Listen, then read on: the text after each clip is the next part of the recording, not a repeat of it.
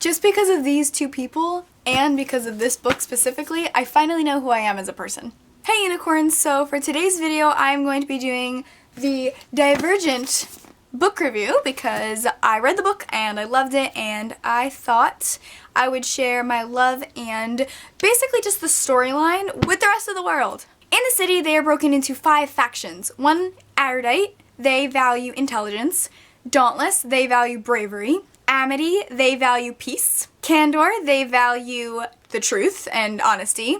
And 5, Abnegation, they value selflessness. You meet this girl named Beatrice, who later changes her name to Triss, and she comes from Abnegation, so it's very reserved and she's very calm, and you don't really know what she's like because they're supposed to blend into society. The woman who took her test in the beginning of the book said that she is divergent. The term in their society basically means you can't be controlled and that your mind basically is a part of multiple factions. When she takes her test, comes up with Erudite, which is intelligence, Dauntless, which is bravery, and Abnegation, which is selflessness, which is where she came from. She transfers from Abnegation to Dauntless, which is a huge change and a very drastic thing in the book. She chooses Dauntless so that she can get away from where she lives, not as an escape, but more of a change, and she ends up growing to a very strong person. She ends up getting a tattoo of 3, oh my god, I don't remember if it's crows or ravens, oh my god! In the book she ends up getting 3 tattoos, but in the movie she's only gotten 1. I don't know what they're doing, but they didn't follow the book. She ends up getting a tattoo, I don't know which side it's on, but it's a tattoo over here of 3 birds, which is 3 people that she left at home, meaning her brother, her mom, and her dad. Now, she isn't the only one that transfers. Her brother goes from Abnegation to Erudite, so her parents are basically left with no one to take care of, which I find very upsetting. I love Dauntless, really. They're kind of stupid, but I mean, they're more like teenagers even though they're a lot older. They go from the choosing ceremony and they jump onto a train, and then they have to jump off that train onto a roof, and then off the roof you jump into what looks like a hole in an old building, and no one knows what's there or if they're gonna die. It's basically a test of your bravery. Triss, because she's amazing, jumps first, which is very strange because she's from Abnegation. She's the only person from Abnegation that switches to Dauntless because that's like outrageous and insane and no one ever does that. Nobody believes that she's actually going to do it, and then when she does you realize there's a net at the bottom, which this man named Four comes and helps her out of the net and basically says, "Welcome to Dauntless." So throughout the book they do a lot of training and they basically do a lot of fighting, to be honest. Not like I'ma kill you fighting, but more of we need to make you stronger, we need to make you brave. They're kind of like the soldiers of their city. She ends up meeting 3 specific people who follow her throughout the book, other than 4.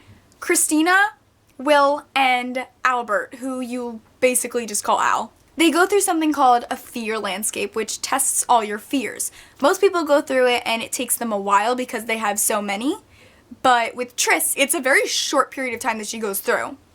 And it's because she only has 6 fears. 4 really kind of makes more sense to you now because you realize he only has 4 fears and she only has 6, which is why they fit together perfectly because they're very compatible. After this last test that they take and they end up being ranked, Triss ends up being first after being last in the very beginning of the book.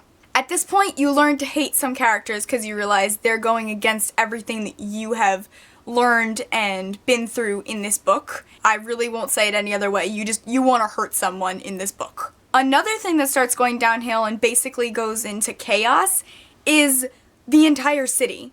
The people in it, in the factions, start to go against each other, and it really just kind of comes out of the blue and you don't know what's gonna happen or if everyone's gonna live, if they're gonna die. You don't know. You just get so confused that you're like, I don't know what to do. I don't know how to finish this book. I don't know if I want to. I'm gonna be very vague with this, so bear with me for anyone who hasn't read the book.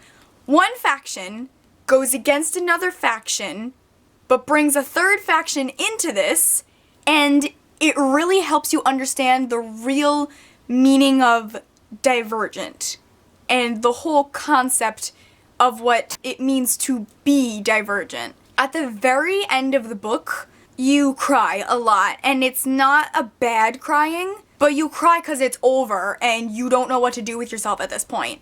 You really get a look into who you are as a person because the book makes you think, makes you jump, makes you want to be someone in this city and someone in this society. I assure you, if you want to go read this book and you're kind of on the line and you're not really sure, go read it. It's incredible. Go to your public library, go look up Divergent, Divergent, and I didn't look down at the book, that was wonderful, and go read it. It's not a love story, it's truly a story that helps you find yourself. Other than that, I'm gonna go, but if you like this, please give it a big thumbs up and subscribe if you like, because I hope to be doing more book reviews, and yeah! So if you'd like to become a unicorn, my channel's down there. You can subscribe if you want, and leave a comment of any books that you want me to read and then do a review on. I totally would love that. And other than that, I'll see you guys later. Yet again, I don't know how to end this, so see ya!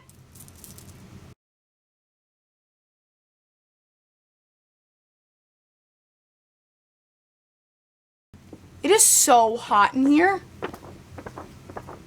Or maybe it's just the tension from Divergent.